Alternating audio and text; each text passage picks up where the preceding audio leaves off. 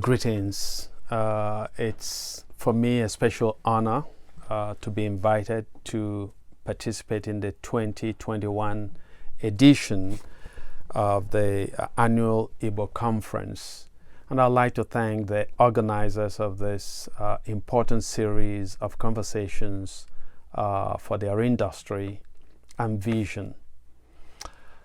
I think that this year's conference is particularly poignant and timely. Poignant because we are steeped in a once-in-a-lifetime pandemic that has pretty much shut down the entire world at one point or another, and also giving us a sense of the fragility and brevity of life.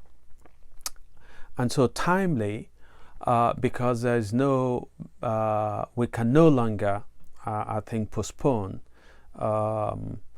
the imperative of examining what it means to live consequentially, what it means to live our lives in a way that will make both our lives meaningful, but also our societies better.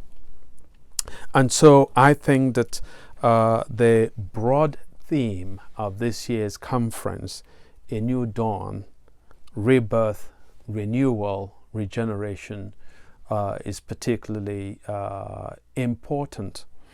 And it is important because we are besieged in Nigeria and in Igbo land specifically by what I call a crippling crisis of values. In a lot of ways, the moral tone in Nigeria, and therefore the moral tone in Igbo land, is morbidly infected by what I would call virulent strains of banality. I was fortunate to be in Nigeria for a month from December to January. And that visit, and I spent most of my time in the southeastern part of the country, mostly in Anambra State, but also visiting Imo and Abia State, as well as Enugu State.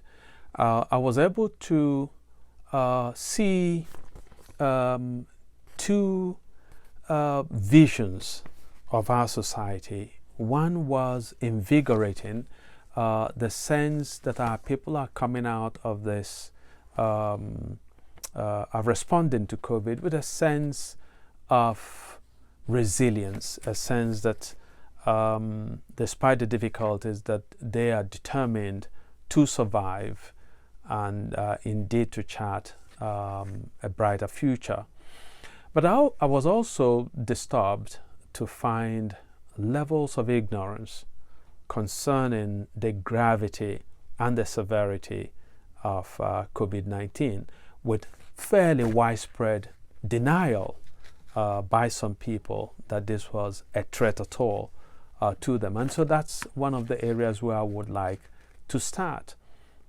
The fact that in Nigeria, and particularly in Igbo land, where people are expected to have a level of enlightenment and of education, that there are too many people who deny the reality of COVID-19. And I hope that going forward, that this is something that more and more of our people will take seriously. And it's our duty, those of us who are participating in this conference, to make sure that our people understand the gravity of the problem that we have. And so, more to the point, so my topic today is the recentering of moral values in Igbo societies. And I think that, again, in view of the kind of challenge that we face these days, that this is a particularly salient topic to discuss. And where I'd like to start is actually with a disturbing sociological development in Igbo land.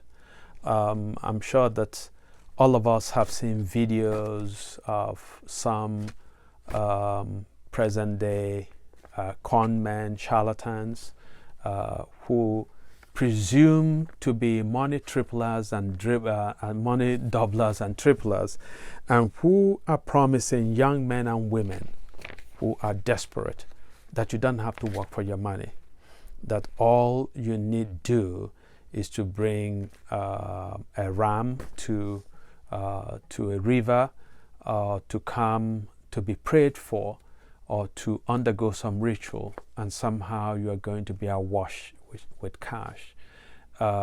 We've seen really disturbing videos of some of these rituals that our young men and women engage in pursuit of wealth. And I think that that's a disturbing place to start, but it's an imperative place to start, because we have to face one another squarely in combating this species of superstition and really of ignorance. That we have to recenter the idea that wealth is always, or it is at least best coupled with work, that people should make their wealth from the work that they do in the world, not through magical or ritual means. Another sort of trend that I began to notice for a while now, but particularly on this visit, and I'll tell a short story to underscore it. So I went to a town which I'm not going to name to see an Ofala festival, the traditional rulers' annual outing. And there was a young man who came, and he wore his impressive traditional regalia, and on his cap he wrote something like "the king of money" in Igbo. As he left, a bunch of Igbo youth, men and women, but also some adults, ran after his convoy of vehicles, bathing in the dust that was being raised by this convoy. And suddenly the man lifted his head from the roof of the car and threw a wand of cash, which flew up in the air and then began to land all over the place. And then I saw this stampede, of these young men and women and also adults fighting to get this money. So there were two things that disturbed me about this. One was about the man who threw the money to begin with. I asked questions about him, and people said nobody knew how he made the money. But they said that this was his mojo, that wherever he went, people will come after his car, follow his car as he's leaving, his convoy, and that he will throw this money, and that he seemed to enjoy this spectacle. What surprised me was the sense of admiration that so many people had as they recounted this man's exploits of what he would do. But also disturbing was the idea of the dehumanization, the very debasement of other young men and women who were chasing after this money. And so what we have, which has been creeping up in Igbo land for many, many years and has sort of seemed to take a central seat, is this idea that materialism, that wealth is the ultimate source of meaning and of prestige and of status in society. And so this idea is encapsulated in the Igbo saying, Akunesi Obike. Akunesi Obike. And I like to propose to our people that it is not really ako, wealth, that strengthens the heart. It is indeed knowledge. And when I say knowledge, it's not just academic knowledge, but in a sense, in a more profound sense, moral knowledge that strengthens the heart. When you know what is important and what isn't, I think that that's what strengthens your heart. And I think that if we take a view again of COVID, the fact that this was a plague both on poor as well as wealthy people, and that nobody could buy a second when they were visited by this fatal, terribly fatal virus, that hopefully that it's beginning to recenter our ideas of what is important and what is merely spectacle. And that display of wealth, I would propose, is a spectacle. So the Igbo, again, a few years ago, I was home and I went to visit somebody, and somebody there was trying to describe a wealthy man. And he said that the man is so wealthy that his wealth was no longer wealth for him to take care of his needs, but wealth with which he could oppress his kindred. In Igbo, and this disturbed me. It disturbed me because if you look at Igbo values, let's take Chinua Achebe's great novel, Things Fall Apart. Its opening paragraph reads, Okonkwo was well known throughout the 9 villages and even beyond. His fame rested on solid personal achievements. As a young man of 18, he had brought honor to his village by throwing Amalins at a cat. Now that last phrase is important. Okonkwo brought honor to his village. Brought honor not to himself but to his village. And so in traditional Igbo society, a man's status, a man's prestige is granted by his community, and the community extends disapproval to the extent that your heroic act adds to the honor of the village. When Okonkwo, drunk now with the idea of himself as a great, overpowerful man, begins to defy his community and begins to think that he can actually go ahead and fight the white intruders alone. That scene toward the end of the novel when he says, I will fight alone if I choose. At that point, Okonkwo is placing himself above the will of his community, above the protocol of his community as the repository of the right to declare war. And so his community absolutely rejects him, refuses Okonkwo's summons, if you like, to fight with him on terms that he himself has dictated. And so this is something that we need to reclaim, that sense of the primacy of our community. Okay, that sense of the moral insight proceeds from that collectivity, and that it is not simply something that we determine because we have wealth. It's another way of saying that we must reject the idea that values, moral and ethical values, are for sale to the highest bidder, or that the person with the most money gets to decide what the moral compass of a community ought to be. So this is something that we need to push back against in Igbo land. And how do we do that exactly? Well, I have a few proposals.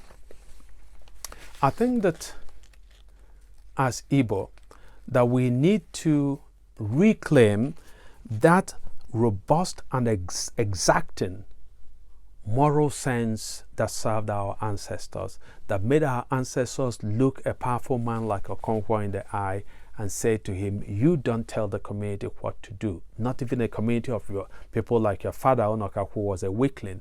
The community decides its vision and ultimately the way forward. The other thing is to begin to embrace the idea of enthroning amamife, knowledge and wisdom as the central ethos and the wellspring of our actions as a community. It's painful that too few of our real heroes are ever celebrated. So we find people like Flora Nwapa, Chinua Achebe, M.I. Opara Akanu Ibiam, Bartholomew Nnaji, Oyibo Odinamadu, Christopher Okibo, Pius Okibo, and so on, Buchie Mecheta, and so on. Why is it that there are no lectures in their memory, or name, that there are no statues erected in their honor, that there are no fellowships, scholarships, and so on, streets named after these great men and women, at a time when indeed in every corner you look, there are titles being handed to men and women who really represent values that no sensible people can be proud of. And so education is important. Education is critical.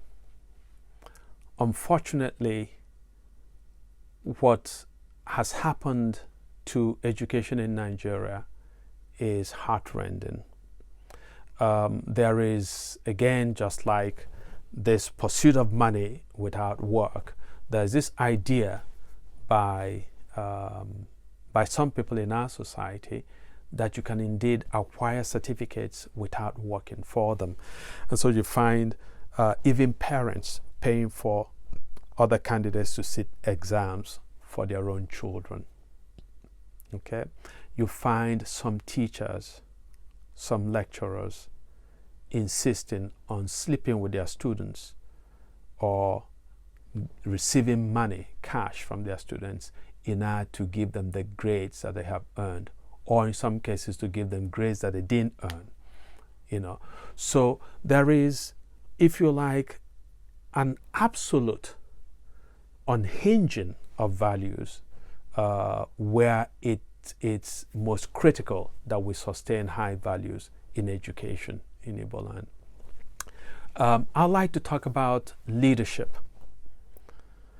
Again, as we see in any literature that we encounter in Igbo land, the Igbo's idea of their leader, the Igbo first of all have a republican vision of themselves, which is a society where every member of that society should have a voice, should have a story to tell in the collectivity.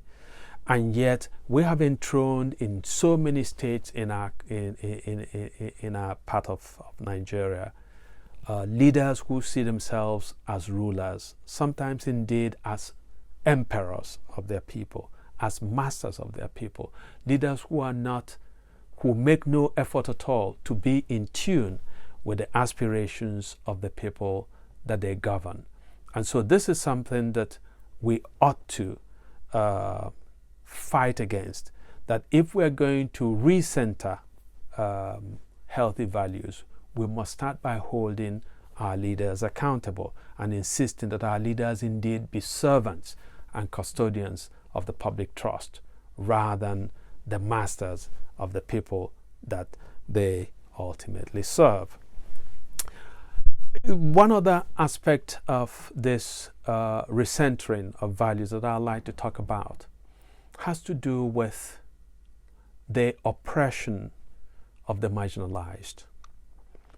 It is no secret that women in our societies, that the poor in our societies, widows, orphans, have the short end of the stick. There are still elements within our societies that look out for the well-being of the most unfortunate amongst us. But unfortunately, in questions of marriage, in questions of inheritance, in questions of gender relations, women in Nigeria and in Igbo land are still seen in a lot of ways as second or third class citizens. And this really has got to stop. There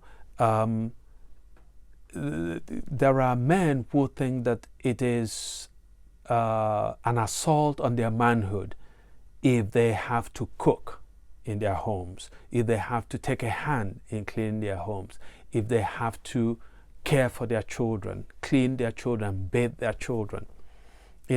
So I actually don't know where these ideas come from, because a real man should want to be invested in his environment. If your environment is dirty and your wife is busy, in fact, even if your wife is not busy, you ought to participate in cleaning the house. You ought to participate in doing the dishes. You ought to participate in cooking.